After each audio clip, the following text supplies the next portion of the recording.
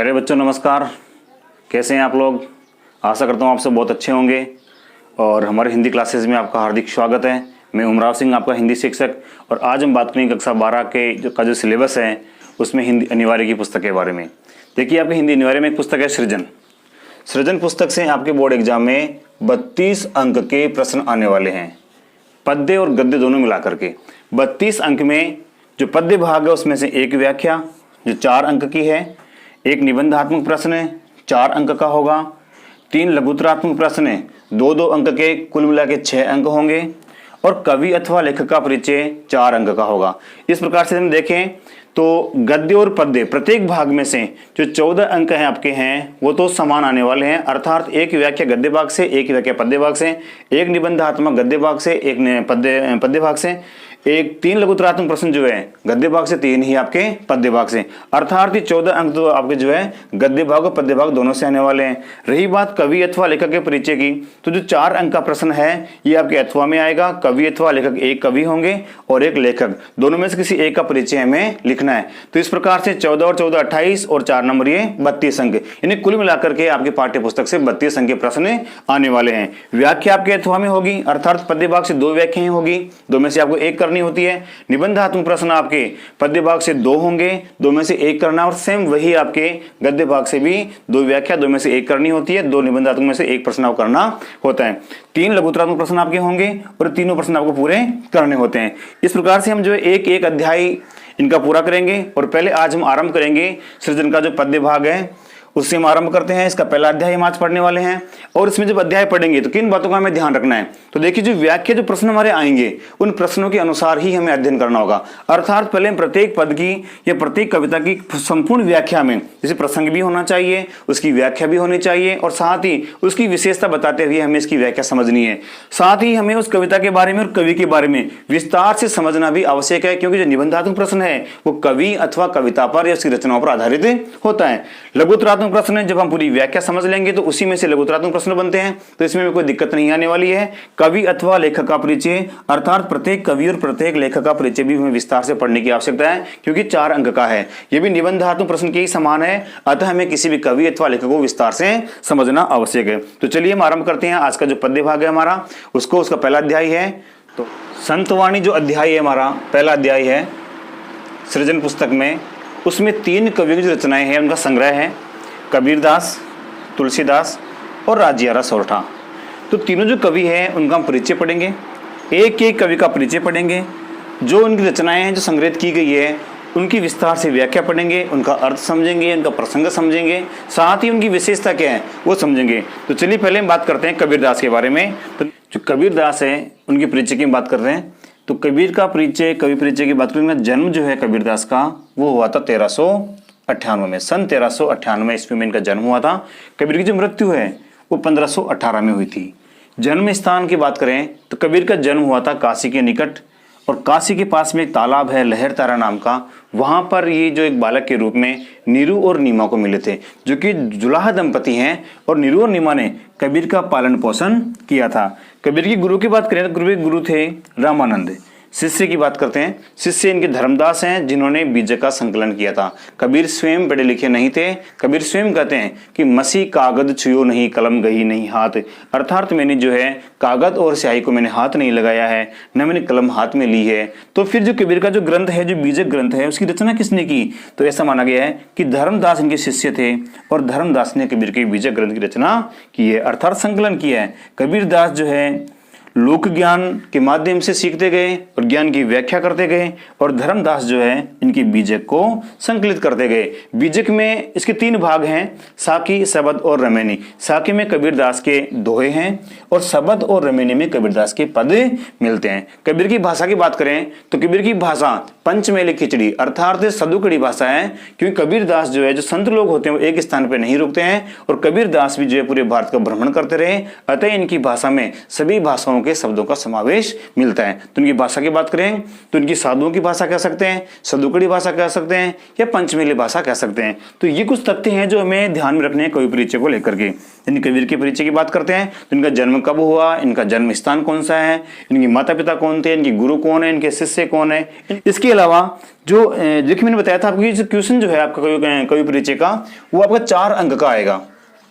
तो 4 अंक के प्रश्न में अगर हम केवल कुछ तथ्य लिखकर छोड़ दें तो 4 में से 4 अंक मिलना संभव नहीं है। 4 अंक चूंकि निबंधात्मक प्रश्न के होते हैं तो यहां पर कबीर का जो परिचय हमें विस्तार से समझने की आवश्यकता है। ये कुछ तथ्य हैं जो हमें ध्यान रखने हैं अथवा हमें याद रखने हैं। तो पाठ्य पुस्तक में जो आपका परिचय दिया हुआ है हम उसकी बात कर लेते हैं कि पाठ्य पुस्तक में जो है क्या लिखा हुआ है। तो हिंदी साहित्य की ज्ञानाश्री शाखा के जो प्रतिनिधि कवि है कबीर, वो भक्ति काल के महान समाज सुधारक थे। अर्थात कबीर न केवल कवि थे बल्कि कबीर एक महान समाज सुधारक भी माने गए हैं। उन्होंने समाज में व्याप्त छुआछूत, धार्मिक आडंबर, ऊंच नीच और बहुदेववाद का कड़ा विरोध करते हुए आत्मवत सर्वभूतेषु के मूल्यों को स्थापित किया है। कबीर ने समाज में बुराइयां थी उन सबका विरोध किया है, चाहे वो धार्मिक आडंबर हो। धार्मिक आडंबर का तात्पर्य धर्म के नाम पे दिखावा करना, और बहुदेववाद अर्थात मूर्ति पूजा, अनेक देवताओं को मानना आदि का कबीर ने जो है कड़ा विरोध किया है। और जो समाज में छुआछूत व्याप्त है उसका भी कबीरदास ने कड़ा विरोध किया। कबीर की प्रतिभा में अबाध गति और तेज था। कबीर बड़े प्रतिभाशाली कवि थे, तभी इतना काव्य रच पाए और इतनी ज्ञान की बातें हमें बता पाए।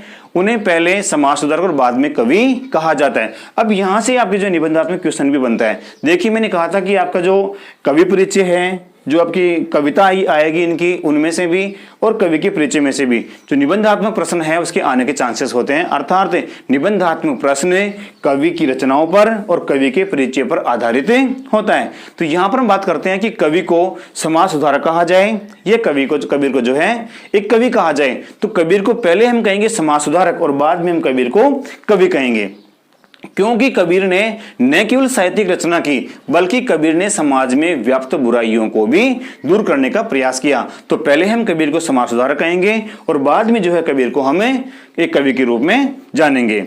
आचार्य हजारी प्रसाद द्विवेदी ने कबीर को वाणी का डिक्टेटर कहा है। हजारी प्रसाद द्विवेदी ने कहा कि कबीर जो है तानाशाह है।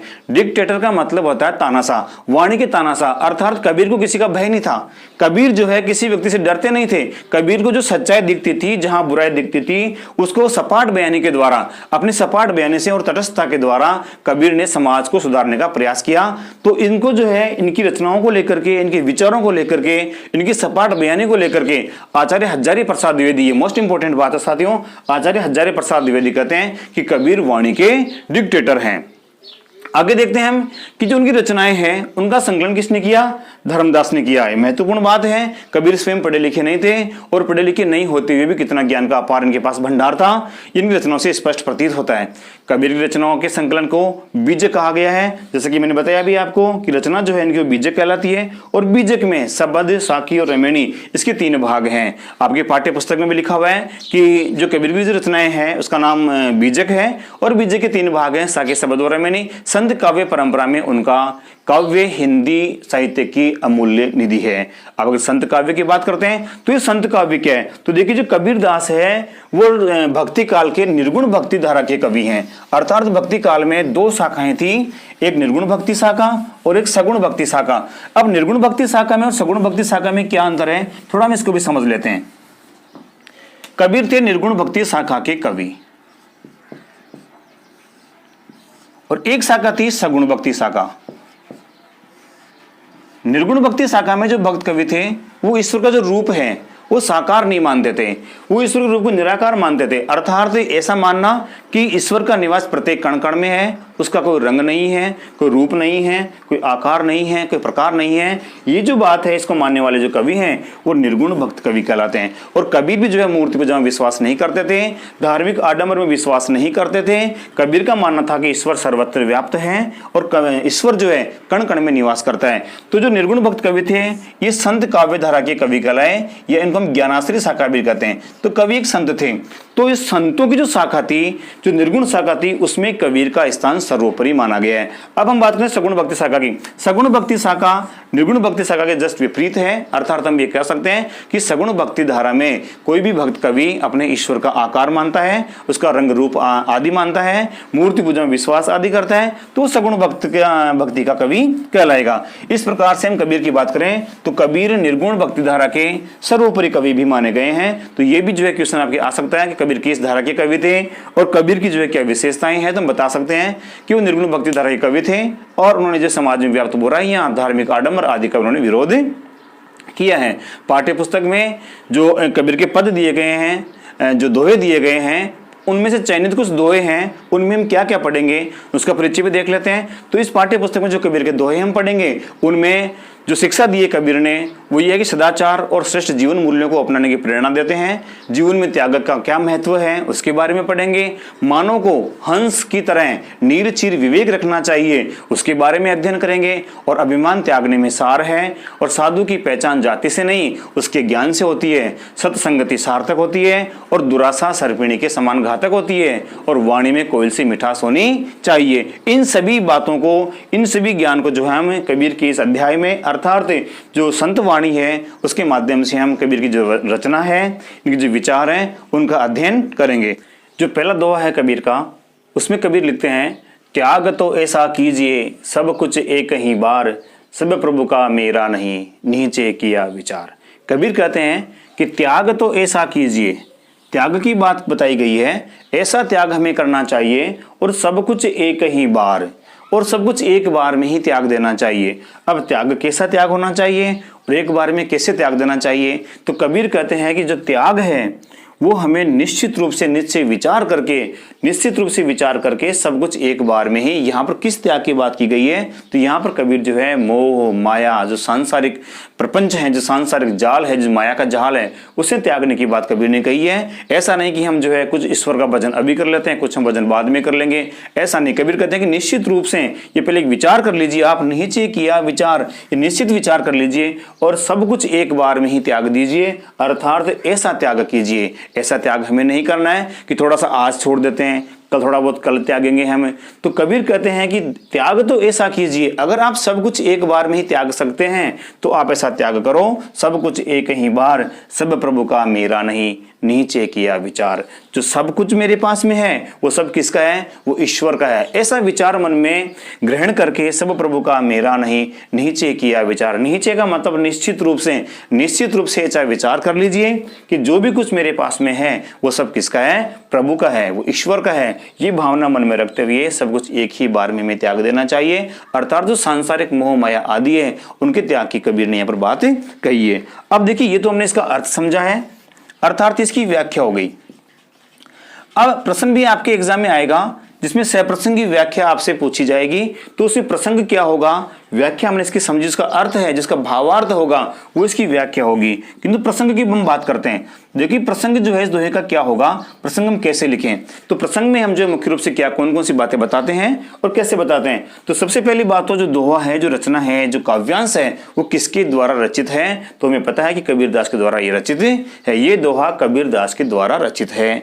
कबीरदास के कौन से ग्रंथ में है, किस पुस्तक में? अभी हमने बात की थी कि कबीरदास का जो ग्रंथ है वो बीजक है, तो कबीरदास के बीजक से लिया गया है। ये कबीरदास के साखी है। कबीर ने अपने बीजक में जो दोहे हैं उनको साखी कहा है, तो कबीरदास की बीजक से लिया गया है। और हमारे पाठ्य पुस्तक में जो प्रथम अध्याय है संतवाणी, उस संतवाणी से ही लिया गया है। अर्थात पहली बात हमने की है कि किस अध्याय से, किस कवि की रचना है और उसकी कौन सी रचना से ये लिया गया है, साथ ही कवि ने इसमें किसके बारे में बताया है। तो देखिए कबीर ने जो है इसमें जीवन में जो त्याग है, उस त्याग की जो महत्ता है, उस त्याग का महत्व इसमें स्थापित किया है, त्याग का महत्व बताया है। तो कबीर ने इस दोहे के माध्यम से हमें त्याग का महत्व बताया है। तो प्रसंग की हम बात करें तो कौन कौन सी बातें मुख्य हो गई प्रसंग में, हम क्या बताएंगे? ये जो दोहा है, ये जो काव्यांश है, वो संत कबीर के द्वारा रचित है। ये हमारे पाठ्य पुस्तक संतवाणी के अध्याय से ये लिया गया है और कबीर ने इस दोहे में त्याग की महत्ता बताई है, ये त्याग का महत्व इसमें बताया है। ये इसका प्रसंग हो गया। अब व्याख्या की बात हम करें तो व्याख्या अभी हमने विस्तार से इसकी समझी है, ठीक है। जो इसका अर्थ हमने समझा है वो इसकी व्याख्या हो जाएगी। और अब हम बात करते हैं व्याख्या के साथ में इसकी विशेषता की, अर्थात हमें इसका विशेष भी लिखना पड़ता है। तो कोई विशेष में हम कौन कौन सी बातें बताते हैं, तो सबसे पहली बात तो यह है कि विशेष में हम किसी भी कविता की जो भाषा होती है वो भाषा हमें अवश्य बतानी चाहिए कि कौन सी भाषा में कविता रचित है। देखिए हमने विशेषण पढ़े हमने, तो उसमें बताते जो भी विशेषता होती है किसी संज्ञा सर्वनाम आदि की वो विशेषण होता है। तो यहाँ पर एक कविता है, इस कविता की विशेषता कौन कौन सी है, अर्थात ये जो कविता का अंश है, जो काव्यांश है, इसमें कौन कौन सी विशेषताएं हैं, तो इसकी भाषा कौन सी है, इसकी जो भाषा होगी वो इसकी विशेषता हो जाएगी। तो कबीर की जो भाषा वो कौन सी है, सदुकड़ी भाषा है, साधुओं की भाषा है, पंचमेली खिचड़ी है, ठीक है, सभी भाषाओं का इसमें मेलजोल है। तो कबीर की भाषा की बात करें सदुकड़ी भाषा बताएंगे हम, और साथ ही इसमें हम करते हैं बात, अगली बात बताएंगे इसमें हम छंद अलंकार। नंबर 2 छंद, इसमें छंद कौन सा है, तो इसमें दोहा छंद है। और दोहे की विशेषता होती है कि दोहे में 13 और 11 मात्राओं पर यति होती है। दोहे के प्रथम चरण में 13 मात्रा होती है, द्वितीय चरण में 11 मात्रा होती है, तृतीय चरण में 13 मात्रा होती है, और चौथे चरण में भी 11 मात्रा होती है। तो दोहा जो है अर्ध सम छंद माना गया है। इसकी मात्रा हम अगले दोहे में गिनेंगे, क्योंकि कबीर के कई दोहों में छंद भंग दोष मिलता है, अर्थात कहीं कहीं पर जो मात्राएं कम ज्यादा हो सकती है, छंद भंग दोष कहते हैं इसे। तो कबीर के अगले दोहे में या उसके अगले दोहे में हम जो है इसकी मात्रा गिनने वाले हैं। अब देखिए छंद की बात होगी, इसमें दोहा छंद है। और नंबर 3 हम बात करते हैं इसमें अलंकार की, कि इसमें अलंकार कौन सा है। भाषा की बात होगी, सदुकड़ी भाषा है, साधुओं की भाषा है, पंचमेली भाषा है। हम कह सकते हैं कि इस कबीर की भाषा जो है वो पंचमेली भाषा है। छंद इसमें दोहा है। अलंकार की बात करते हैं, देखिए त्याग तो ऐसा कीजिए, त्याग में जो तय वर्ण है इसकी और तो में तय वर्ण की आवृत्ति हो रही है। जब एक वर्ण की आवृत्ति निश्चित क्रम में होती है, अर्थात किसी भी शब्द का प्रथम वर्ण, ठीक है, निश्चित क्रम में अगर समान हो तो उसे वर्ण की आवृत्ति कहते हैं। और वर्ण की आवृत्ति होने पर यहाँ पर अनुप्रास अलंकार होता है, अर्थात इसमें अनुप्रास अलंकार का प्रयोग हुआ है। त्याग तो ऐसा कीजिए सब कुछ एक ही बार, सब प्रभु का मेरा नहीं नीचे किया विचार। अनुप्रास के अलावा इसमें कोई खास अलंकार इसमें नहीं है। तो हम कह सकते हैं कि इसमें अनुप्रास अलंकार है, दोहा छंद है, सदुकड़ी अथवा पंचमेली इसकी भाषा है। साथ ही विशेषता में हम इस कविता में या काव्यांश में कोई विशेष बात अगर कवि ने बताई हो तो वो भी हम बता सकते हैं। तो यहाँ पर विशेष बात क्या है, इसमें त्याग का महत्व बताया गया है, त्याग की जो महानता वो स्थापित की गई है। तो हम कह सकते हैं कि कबीर ने वही जो है प्रसंग वाले चौथी बात हम इसमें और लिख सकते हैं कि कबीर ने जो है जीवन में त्याग का महत्व बताया। इस प्रकार से इस दोहे की व्याख्या हम कर सकते हैं, इसका प्रसंग बताते हुए, इसकी व्याख्या करते हुए, इसका विशेष बताते हुए। तो ये जो दोहा है हमारा पूरा कंप्लीट हुआ। इसका हमने अर्थ समझा है, इसकी व्याख्या की है, इसका प्रसंग समझा है, इसकी विशेषता भी हमने समझी है। चलिए हम अगले दोहे की बात करते हैं, अगला दोहा पढ़ते हैं। अगला दोहा देखिए, सुनिए गुण की बारता अवगुण लीजिए नाही, हंस चीर को गहत है नीर सो त्यागे जाई। कबीर कहते हैं कि सुनिए गुण की बारता, वार्ता का मतलब वार्ता अर्थात बातें, हमें गुण की बातें सुननी चाहिए, अर्थात हमें ज्ञान की बातें ग्रहण करनी चाहिए। अवगुण लीजिए नाही, अवगुण हमें ग्रहण नहीं करने चाहिए। अवगुण लीजिए नाही, अवगुण की बातें, ये जो बातें गुण की नहीं है, अर्थात जो अवगुण की बातें वो हमें ग्रहण नहीं करनी चाहिए। हंस चीर को गहत है नीर सो त्यागे जाए। हंस एक पक्षी होता है जिसको अगर दूध और पानी मिला करके दे दिया जाए तो उसमें से वो जो चीर का मतलब दूध होता है, तो दूध को तो ग्रहण कर लेगा और पानी को त्याग देगा। तो कबीर ने दृष्टांत दिया है। कबीर कहते हैं कि जिस प्रकार से हंस पक्षी चीर को गहत है, अर्थात दूध को तो ग्रहण कर लेता है और नीर सो त्यागे जाही, पानी को त्याग देता है, उसी प्रकार से बुद्धिमान व्यक्ति वही है, विवेकशील व्यक्ति वही है जो ज्ञान की बात को ग्रहण करता है किंतु अज्ञानता की बात को ग्रहण नहीं करता है, अर्थात गुण की बातें सुनता है, अवगुणों की बातें वो नहीं सुनता है। तो यहां पर इसकी व्याख्या हो गई है। प्रसंग की बात करें तो प्रसंग इसका जो है क्या हो जाएगा, ये पद्यांश ये जो काव्यांश है वो कबीर दास के द्वारा रचित है, हमारी पाठ्य पुस्तक से संतवाणी से ये लिया गया है। और कबीर ने इसमें गुण और अवगुण में से गुण को ग्रहण करने की बात बताई है, अर्थात जो ज्ञानी व्यक्ति होता है वो गुणों को ग्रहण कर लेते हैं और अज्ञान को या अवगुणों को वो त्याग देते हैं। इसका प्रसंग हो गया। अब इसकी व्याख्या करेंगे तो जो भी हमने अर्थ समझा है विस्तार से इसकी व्याख्या कर देंगे, इसका अर्थ लिख देंगे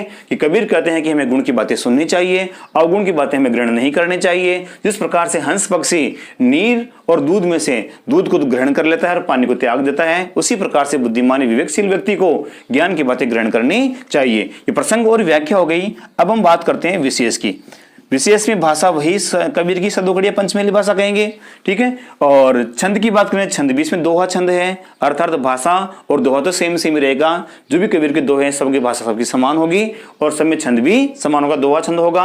अब हम इसमें अलंकार की बात करते हैं, तो देखिए इसमें अनुप्रास अलंकार तो इसमें कहीं नजर नहीं आ रहा है। सुनिए गुण की वार्ता, अवगुण लीजिए नहीं, कहीं भी वर्ण की आवृत्ति नहीं हो रही है। हंस चीर को गहत है, नीरसो त्यागे जाही, लेकिन इसमें दृष्टांत दिया है कबीर ने यहाँ पर, अर्थात अपनी इस बात का समर्थन किया है। दृष्टांत क्या होता है? जब कवि कोई एक बात कहता है और उस बात का समर्थन किसी दूसरी बात से करता है तो उसे हम दृष्टांत कहते हैं। एक होता है उदाहरण, उदाहरण और दृष्टांत में बड़ा सूक्ष्म अंतर है। उदाहरण और दृष्टांत,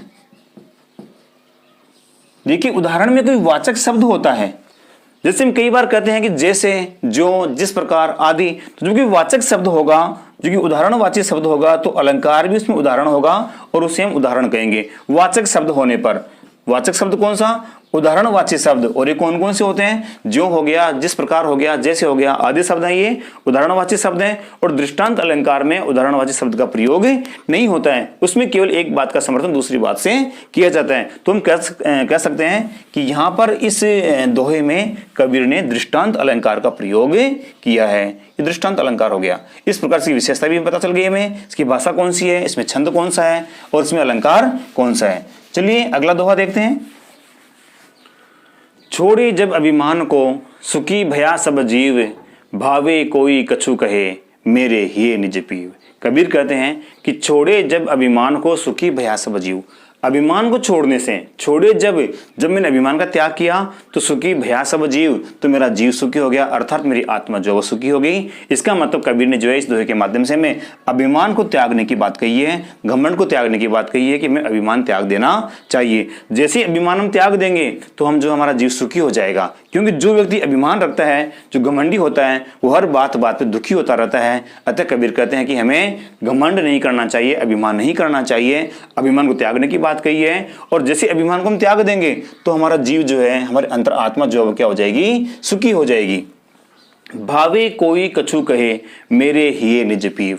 भावे कोई, भावे का मतलब कबीर कहते हैं कि चाहे अब कोई कुछ भी कहे, भावे कोई कछु कहे, चाहे मुझे कोई कुछ भी कहे, मेरे हिये निज पीव। मेरे हिये में, मेरे हृदय में, मेरी अंतर आत्मा में निज पीव है, निज प्रियतम है, अर्थात मेरे हृदय में अब एक ही व्यक्ति है और वो है मेरे प्रियतम अर्थात मेरे ईश्वर। और जैसे ही मैंने इस अभिमान को त्यागा, मैं सुखी हो गया। अब मैं जो है एक ही व्यक्ति का, एक ही उस परमात्मा का ध्यान करता हूं और वही मेरे हिये में विराजमान है और वो मेरे निज प्रियतम है, अर्थात मेरे पीव हैं, मेरे परमात्मा की बात है, मेरे परमात्मा वो हैं। तो यहाँ पर कवि जो है इस दोहे के माध्यम से हमें अभिमान को त्यागने की बात कहते हैं। प्रसंग की बात करें तो कबीरदास द्वारा रचित है, ठीक है, हमारे पाठ्य पुस्तक संतवाणी से लिया गया है और कबीर ने इस दोहे के माध्यम से हमें अभिमान त्यागने की प्रेरणा दी है, या अभिमान त्यागने की बात कही है। अब व्याख्या हमारी हो गई, ये प्रसंग हो गया। विशेष की बात करते हैं तो विशेषता में देखिए भाषा सदुकड़ी भाषा आएगी, कोई पंचमेली भाषा आएगी कबीर की। छंद की बात करते हैं तो इसमें दोहा छंद है। हमने भी पिछले दोहे में देखा था कि दोहे छंद में जो मात्राएं होती है वो 13, 11 और 13, 11। प्रत्येक छंद में 4 चरण होते हैं, कुछ छंदों को छोड़ करके प्रत्येक छंद में 4 चरण होते हैं। तो दोहे की भी 4 चरणों की जो मात्राएं हैं उनकी बात कर लेते हैं। ये 4 चरण हैं। प्रथम चरण में दोहे में 13 मात्रा होती है, दूसरे चरण में 11 मात्रा होती है, तीसरे में 13 मात्रा होती है और चौथे में भी 11 मात्रा होती है। अब मात्रा कैसे गिनते हैं? क्योंकि कबीर के दोहों में कहीं कहीं पर छंदभंग दोष मिलता है, लेकिन इस दोहे में छंदभंग दोष नहीं है, अतः इसकी मात्राओं को हम एक बार गिन करके देख लेते हैं। अब मात्रा कैसे गिनते हैं? तो मात्रा स्वर की होती है और स्वर 11 होते हैं। कुछ मूल स्वर हैं जैसे कि ए, ई, उ और री, इनकी मात्रा 1 होती है। और जो दीर्घ स्वर हैं जैसे कि आ, दीर्घ ई, दीर्घ उ, ए, ऐ, ओ, औ, इनकी मात्रा 2 होती है। अनुस्वार की मात्रा अर्थात जिस स्वर के साथ में अनुस्वार होगा इसकी मात्रा भी 2 होती है। और अगर कोई आधा अक्षर बीच में आए तो आधे वर्ण से स्वर रहित वर्ण से पूर्व वर्ण की मात्रा भी 2 हो जाती है। इस प्रकार से अगर किसी वर्ण के साथ में, व्यंजन वर्ण के साथ में अ, ई, उ, री है तो उसकी मात्रा हम 1 गिनेंगे, और अगर किसी व्यंजन वर्ण के साथ में आ, दीर्घ ई, दीर्घ उ, ए, ऐ, ओ, औ ये अनुस्वार है तो उसकी मात्रा हम 2 गिनेंगे। जो एक मात्रा होती है उसे हम लघु मात्रा कहते हैं, और जो आपकी 2 मात्राएं होती है आ, ई, उ आदि की, उसे हम गुरु मात्रा कहते हैं। गुरु की 2 मात्रा होती है, लघु की 1 मात्रा होती है।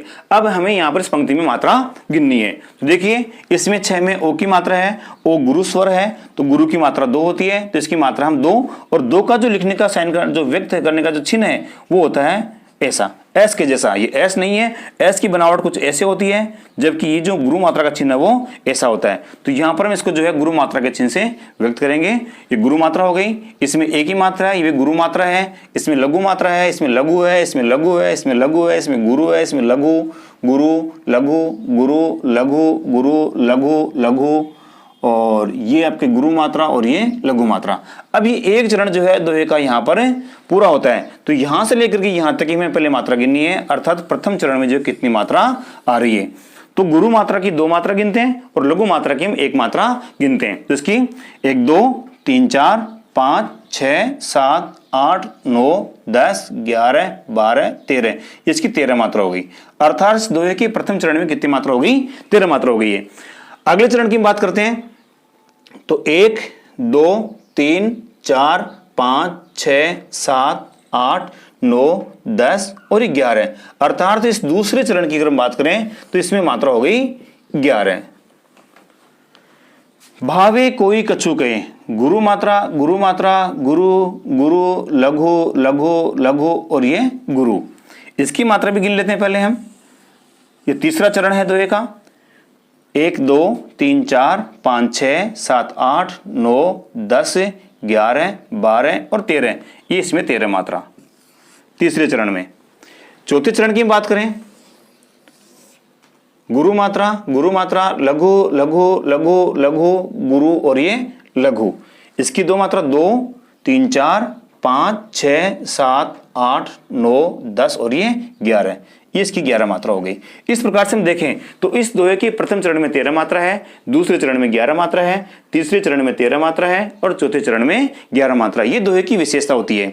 इस प्रकार से हम कह सकते हैं कि इस छंद में, इस जो काव्यांश में है, ये दोहा छंद है। साथ ही इसमें अलंकार की बात करते हैं।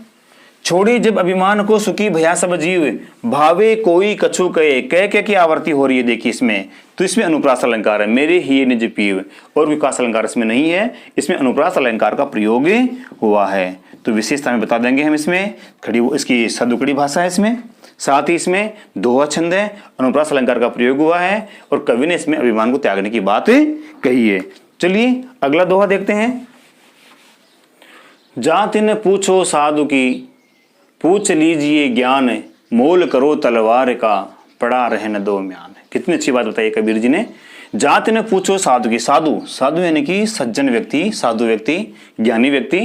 जाति न पूछो साधु की, साधु व्यक्ति की, सज्जन व्यक्ति की, ज्ञानी व्यक्ति की हमें जाति नहीं पूछनी चाहिए। पूछ लीजिए ज्ञान, उससे हमें ज्ञान की चर्चा करनी चाहिए। जो ज्ञानी व्यक्ति है उससे हमें ज्ञान पूछना चाहिए, न कि उसकी जाति पूछनी चाहिए। मोल करो तलवार का, पड़ा रहने दो म्यान। तलवार का मोल करना चाहिए हमें, उसके म्यान से हमें कोई मतलब नहीं होना चाहिए। म्यान कहते हैं तलवार जिसमें रखी जाती है, कवर होता है तलवार का रखने का, उसको म्यान कहते हैं। तो मोल करो तलवार का, पड़ा रहने दो म्यान। युद्ध में जाते हैं तो युद्ध के समय तलवार ही काम आती है, उसका म्यान काम नहीं आता है। अर्थात यहाँ पर कबीर ने जो बाहरी वेशभूषा है उसको देख करके किसी व्यक्ति का अंदाजा लगाना, किसी व्यक्ति की जो है तुलना करना, किसी व्यक्ति के ऊपर टिप्पणी करना, उसको कवि ने खंडन किया उसका। कबीर कहते हैं कि मैं किसी व्यक्ति की जाति अर्थात बाहरी जो आवरण है, जो बाहरी वेशभूषा है, उसकी ओर में ध्यान नहीं देना चाहिए। उसमें ज्ञान की बात हमें देखनी चाहिए, इसमें ज्ञान कितना है। जिस प्रकार से हम तलवार का मोल करते हैं, म्यान का मोल हम नहीं करते हैं। म्यान कैसा भी हो किसी काम नहीं आता है, युद्ध में तलवार ही काम आती है। उसी प्रकार से जो साधु व्यक्ति होते हैं, सज्जन व्यक्ति होते हैं, उनसे हमें ज्ञान की चर्चा करनी चाहिए, जाति की चर्चा उससे नहीं करनी चाहिए। इस पंक्ति से स्पष्ट जो है स्पष्ट होता है कि कबीरदास जो है जाति पाति आदि के खिलाफ थे। बाह्य आडंबर सामाजिक बुराइयां हैं उनकी कबीर खिलाफ थे।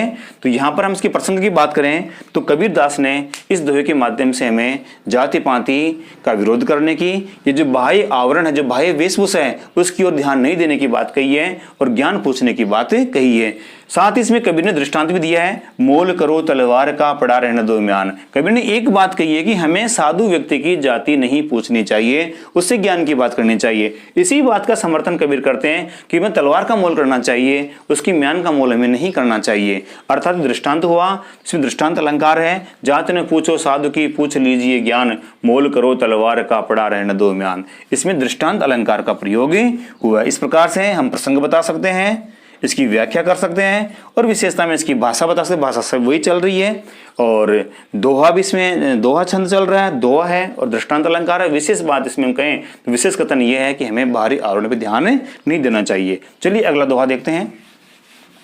संगत कीजिए साधु की कभी न निष्फल होई, लोहा पारस परसते सो भी कंचन होई। कबीर कहते हैं, संगति की महिमा बताइए कबीर ने इस दोहे के माध्यम से। कबीर कहते हैं संगत कीजिए साधु की, हमें साधु व्यक्ति की संगत करनी चाहिए। साधु का मतलब होता है सज्जन व्यक्ति, जो ज्ञानी व्यक्ति होता है उसकी संगत हमें करनी चाहिए। संगत कीजिए साधु की कभी न निष्फल होई, अर्थात अच्छी संगति का अच्छा परिणाम हमें अवश्य प्राप्त होगा। अतः हमें सज्जन व्यक्तियों की, अच्छे व्यक्तियों की संगत अवश्य करनी चाहिए। लोहा पारस परसते सो भी कंचन होई। यहाँ पर कबीर ने बड़ी अच्छी बात बताई है कि जो लोहा होता है वो पारस पत्थर के स्पर्श होने पर, अर्थात लोहा पारस परसते, पारस के स्पर्श करने पर लोहा भी सो भी कंचन होई, कंचन बोलते हैं सोना, वो भी सोना हो जाता है।